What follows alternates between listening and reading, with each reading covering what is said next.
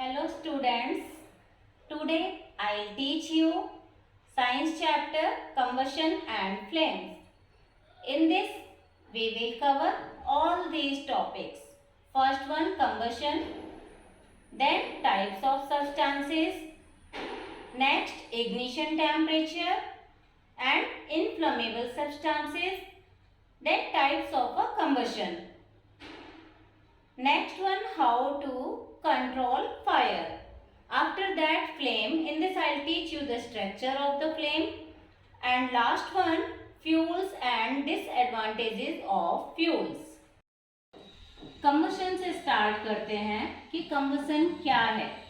So first इसके keywords मैं आपको बताऊंगी कि जिससे आप डेफिनेशन बना सको.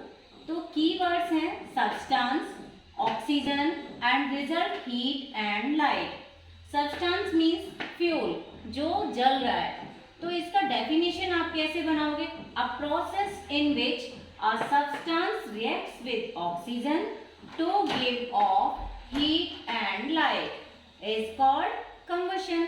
Example, burning of wood and LPG etc.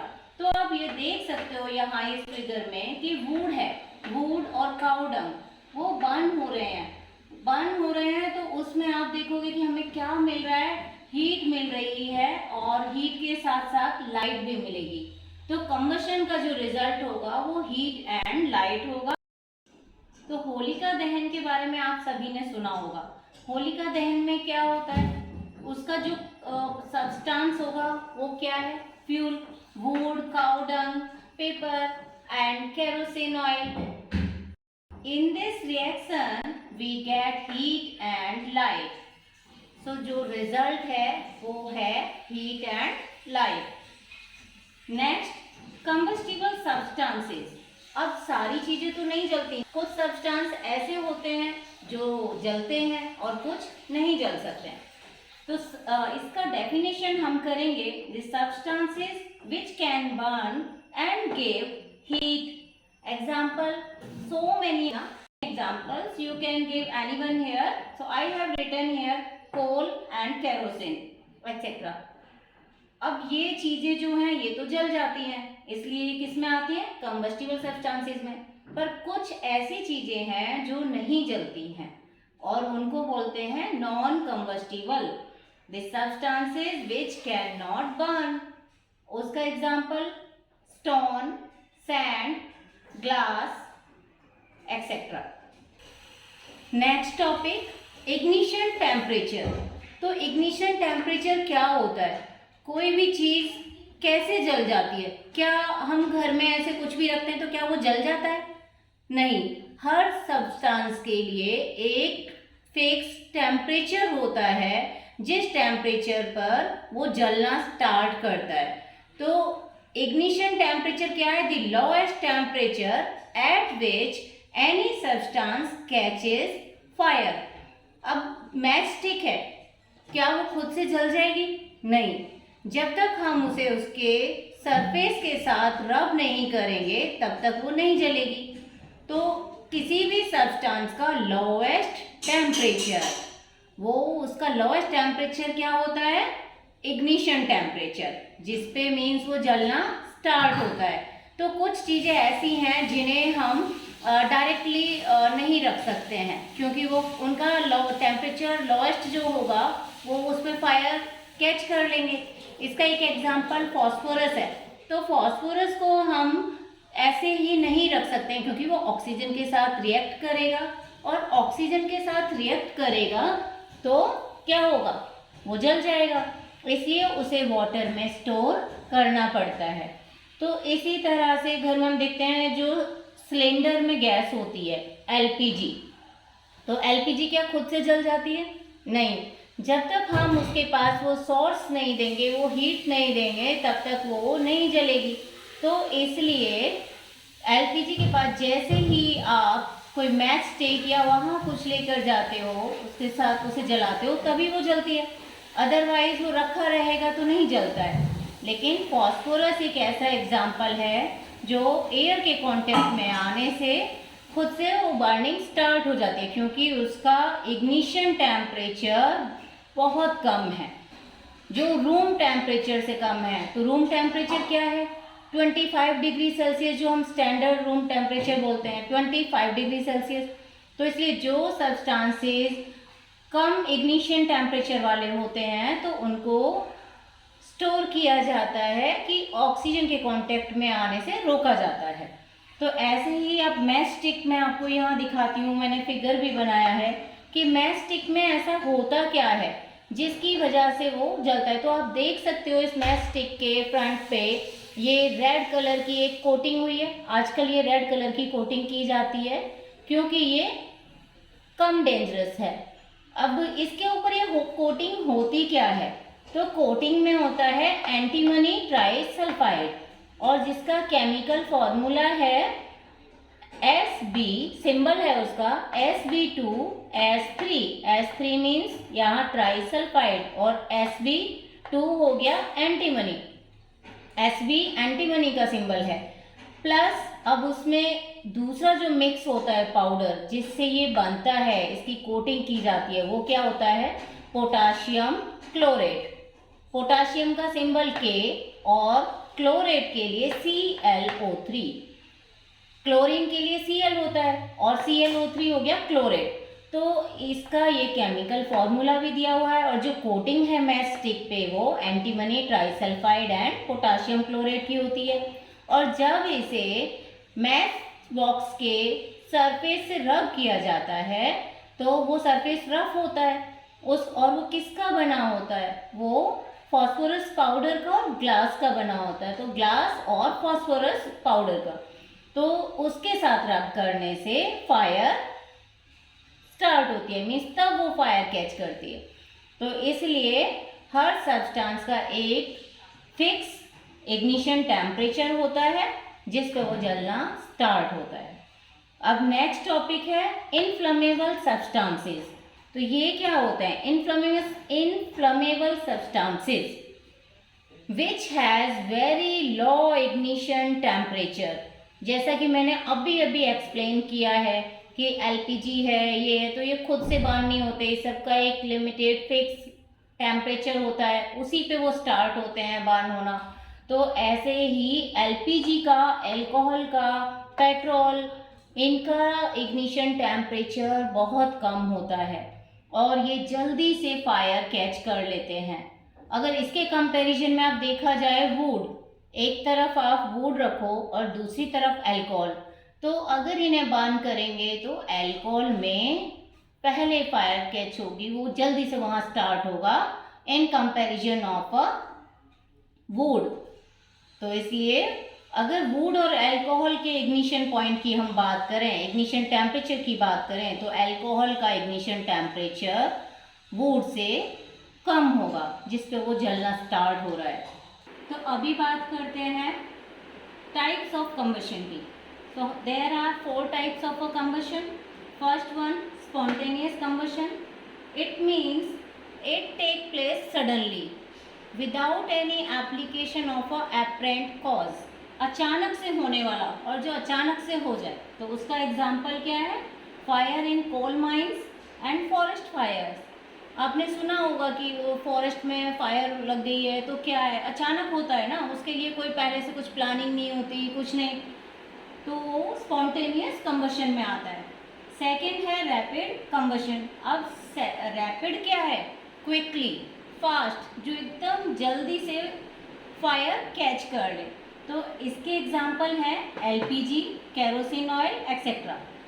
Third one, slow combustion. It's a long chain of a chemical reactions, means जो धीरे धीरे जो प्रोसेस होता है जिसमें बहुत टाइम लगता है वो स्लो कंबशन में आता है। और उसके एग्जाम्पल क्या है? Digestion, respiration and rusting of iron also. Next one is explosion. In this धमाका, आपने सुना होगा कि एकदम से क्रैकर्स में कभी सुना हो कि फायर लग गई है, तो क्या होता है वहाँ उस टाइम पर? एक तो लाइट, हीट और साउंड, ये तीनों चीज़ एक साथ होती हैं। हीट भी होती है और लाइट भी होती है और साउंड भी होती है, तो वो है एक्सप्लोजन। अब ये हमारे 4 टाइप्स कंबशन के क्लियर हो गए। अब एक्सप्लोजन हुआ या कहीं भी आग लग गई तो उसको कंट्रोल कैसे किया जाए, अब उसके बारे में हम करेंगे। How to control fire. तो first 3 things are essential for fire, you know. First one oxygen, second fuel and third one heat. तो अगर हम इन तीनों को रिमूव कर सके तो क्या होगा, तब फायर कंट्रोल की जा सकती है। लेकिन एक साथ तीनों को रिड्यूस करना पॉसिबल नहीं है। अगर इसमें से एक या दो एसेंशियल जो इसके कंटेंट हैं उनको रिमूव कर दिया जाए तो आग पे कंट्रोल किया जा सकता है। अब फर्स्ट क्या है, कट ऑफ ऑक्सीजन। तो ऑक्सीजन का कट ऑफ करना, और ऑक्सीजन का कट ऑफ कैसे कर सकते हैं, जब हम ऑक्सीजन की कॉन्सेंट्रेशन को कम करने के लिए कार्बन डाइऑक्साइड यूज़ करते हैं। वो कहाँ होता है, वो फायर एक्सटिंग्विशर में होता है। तो कार्बन डाइऑक्साइड गैस ऑक्सीजन से हैवी है तो उस पर एक ब्लैंकेट का काम करती है, इसलिए ऑक्सीजन का कट ऑफ करने के लिए फायर एक्सटिंग्विशर यूज़ किया जाता है। और दूसरा वाटर यूज़ करते हैं। वाटर हर जगह हम यूज़ नहीं कर सकते हैं। कुछ ऐसे सब्सटेंसेस होते हैं कि जो वाटर के डालने से उसमें और ज़्यादा फायर शुरू हो जाती है। तो इसलिए फायर के लिए एवरी टाइम वाटर यूज़ नहीं कर सकते हैं। और वाटर क्योंकि इलेक्ट्रिसिटी का गुड कंडक्टर है तो इसलिए इलेक्ट्रिकल अप्लायंसेस के लिए तो कभी भी यूज़ नहीं करते। और सेकेंड है एलिमिनेशन ऑफ फ्यूल। तो एलिमिनेशन ऑफ अ फ्यूल, अब इसमें क्या है कि फ्यूल को ही रिड्यूस कर दो, लेकिन ये हर जगह पॉसिबल नहीं है। सोचो कि किसी बिल्डिंग में लग गई आग, तो उसमें क्या हम वो उसका सब्सटेंस वहाँ क्या है, वो बिल्डिंग, तो उसको तो नहीं हटा सकते ना। तो उसके ऊपर हमें बाकी जो प्रोसेस हैं जो हमने अभी बताया दो, एक तो ऑक्सीजन का कर सकते हैं और हीट को रिड्यूस कर सकते हैं। तो हीट को रिड्यूस किया जा सकता है उधर बाहर से पानी डालकर, तो पानी डालकर वहाँ हीट रिड्यूस कर सकते हैं। और ऑक्सीजन की सप्लाई कैसे कम की जा सकती है, फिर अभी बताया कार्बन डाइऑक्साइड यानी कि फायर एक्सटिंग्विशर यूज़ करके। तो ये हम मेथड यहाँ फायर को कंट्रोल करने के लिए यूज़ करेंगे। अब इसके बाद बात करते हैं फ्लेम की। अच्छा, पहले एक एग्जांपल और है इसका कि पानी के लिए आप कैसे कहाँ यूज़ कर सकते हो। आपने देखा होगा कि विलेजेस में लोग चूल्हे पे जो खाना बनाते हैं, अब उस पे खाना बनाते टाइम उस समय वो फ्यूल को भी रिड्यूस कर सकते हैं और वाटर डालकर हीट को भी रिड्यूस कर सकते हैं। तो ये एक ऐसा एग्जांपल है जिसमें हम हीट और फ्यूल दोनों रिड्यूस कर रहे हैं। तो ये विलेजेस में जब खाना बनाती हैं लेडीज चूल्हे पर तो वहाँ पॉसिबल है। अच्छा, अभी है फ्लेम। तो फ्लेम क्या है, the substances which vaporise during burning give flame, means जिनकी वेपर्स निकलती है बर्निंग के टाइम पे, जिनमें से वेपर्स आती हैं तो वो फ्लेम देते हैं। और उसका एग्जाम्पल है कैंडल एंड केरोसिन। चारकोल ऐसा है, कोल या चारकोल वो ऐसा है कि जो बर्न होगा लेकिन उसकी फ्लेम नहीं होगी। तो ये तो थे एग्जाम्पल फ्लेम के लिए। अब बात करते हैं कैंडल की फ्लेम के स्ट्रक्चर के बारे में। तो उसमें आपको पता है 3 जोन्स होती हैं, outer zone, middle zone and inner most zone. Outer zone है वो ब्लू होगी क्योंकि वो कंप्लीट कंबशन होगा, और मिडल जोन जो है वो पार्शियल कंबशन होगा और उसका कलर येलो होगा। इसके बाद inner most zone, inner most zone में अनबर्न्ड वैक्स होगी इसलिए उसका कलर ब्लैक होगा। जब कभी भी अनबर्न्ड पार्टिकल्स होते हैं तो वो ब्लैक कलर देते हैं। अब जो लास्ट में हम कर रहे हैं इनर मोस्ट जोन, तो वो सबसे कम हॉट वाला पार्ट होगा, मीन्स लीस्ट हॉट होगा। और मिडल वाला पार्ट है वो मॉडरेटली हॉट होगा। अपर पार्ट में जो आउटर पार्ट, जो हम पूरे आउटर ब्लू कलर की बात कर रहे हैं, वो hottest part of the candle होगा।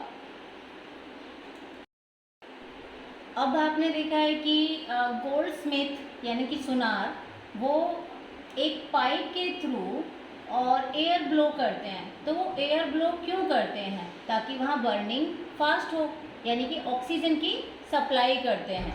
तो वो कौन से पार्ट में करते हैं? तो वो जो एयर की सप्लाई दे रहे हैं, ऑक्सीजन की जो सप्लाई दे रहे हैं, तो वो आउटर लेयर में, ताकि वो और फास्ट हो। अभी हम करेंगे फ्यूल। आइडियल फ्यूल क्या है? तो फ्यूल के बारे में मैंने आपको अभी तक बता दिया है कि फ्यूल ऐसा सब्सटेंस है जिसको बर्न करने से हीट एंड लाइट मिलती है, और वो सॉलिड, लिक्विड और गैस हो सकता है। तो गैस के एग्जाम्पल दिए हैं, नेचुरल गैस हो गया। सॉलिड का एग्जाम्पल आप चारकोल, कोल दे सकते हो, और लिक्विड का एग्जाम्पल हो गया केरोसिन ऑयल। तो अब आइडियल फ्यूल की कैरेक्टरिस्टिक्स क्या हैं? तो first, it should be cheap, and second it should not cause pollution, and third one availability, it means it should be available easily. Last topic is calorific value. तो calorific value क्या है? जब 1 kg fuel को burn किया जाता है तो उसमें हमें कितनी हीट मिलती है, कितना हीट अमाउंट प्रोड्यूस होता है, वो उसकी कैलोरीफिक वैल्यू होती है। अब इसका डेफिनेशन कैसे है?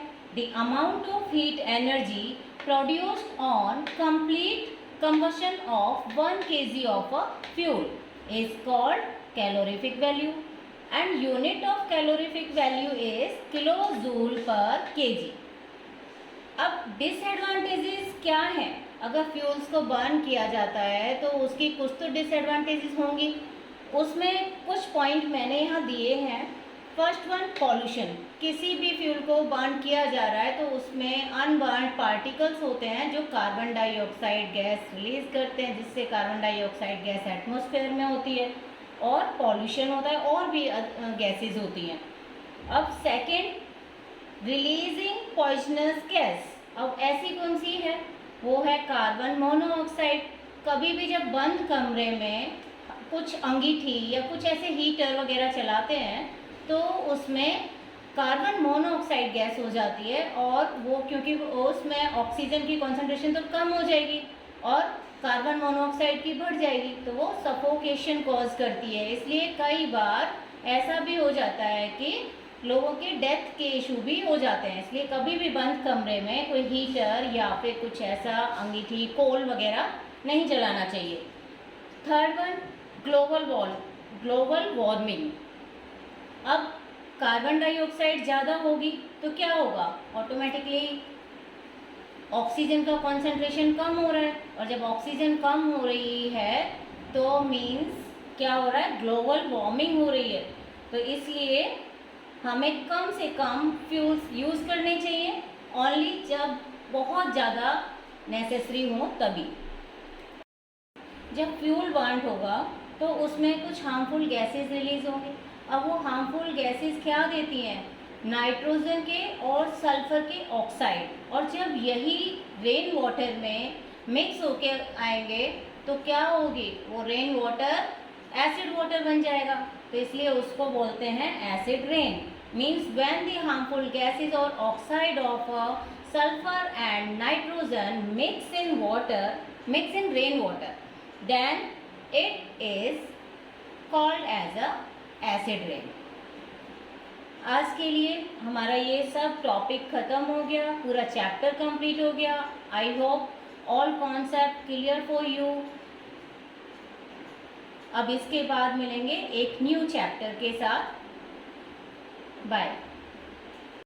तो आज ये चैप्टर कंप्लीट हो गया है और इसके हमने सभी कॉन्सेप्ट कर लिए हैं। अब एक न्यू चैप्टर के साथ फिर मिलेंगे। बाय।